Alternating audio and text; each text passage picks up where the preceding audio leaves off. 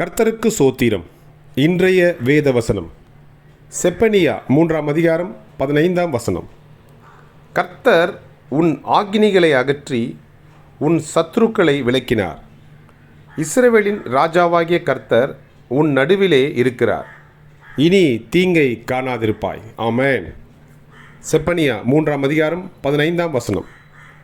கர்த்தர் உன் ஆக்கினிகளை அகற்றி உன் சத்துருக்களை விலக்கினார்.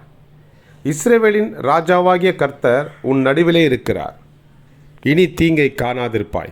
ஆமென். செப்பனியா 3:15. கர்த்தர் உங்களை ஆசீர்வதிப்பாராக, உங்களோடு கூட இருப்பாராக.